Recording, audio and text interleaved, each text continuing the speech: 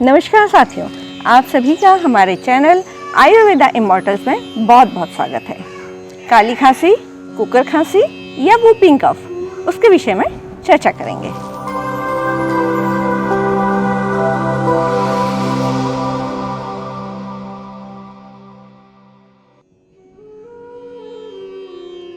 यह एक communicable disease है।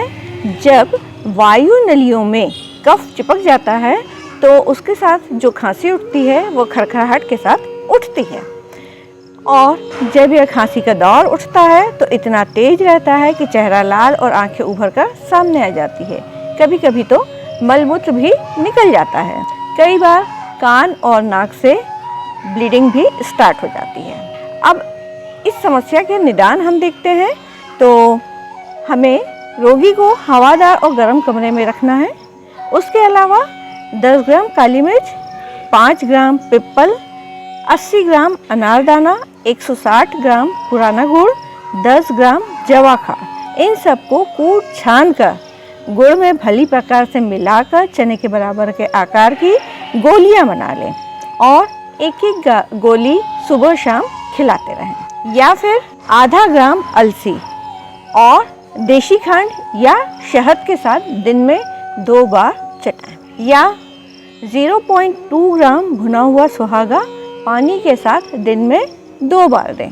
सीतोपलादी चूर्ण 1 ग्राम, भुना सुहागा 0.1 ग्राम और शहद 1 चम्मच रात में चटाएं तो भी आराम मिलेगा।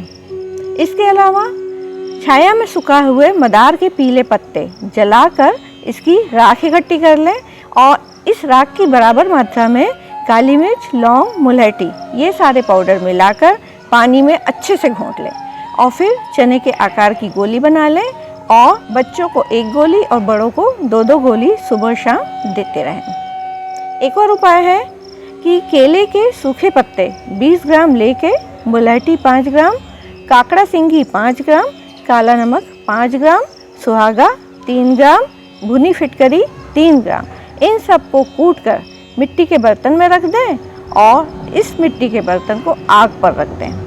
फिर जब गर्म हो जाए तो इसे पुनः उतार कर ठंडा होने के रख दें और फिर यह जो दवा है उसे पीस कर जब आप इसकी मात्रा ग्रहण करें तो वो 0.1 ग्राम के बराबर हो और शहद मिलाकर सुबह शाम लेंगे तो वूफिंग जैसी समस्या जो है आप बहुत इजीली दूर कर सकते हैं, क्योंकि यह समस्या जो है अपने आप में बहुत ही तकलीफ़दायक है।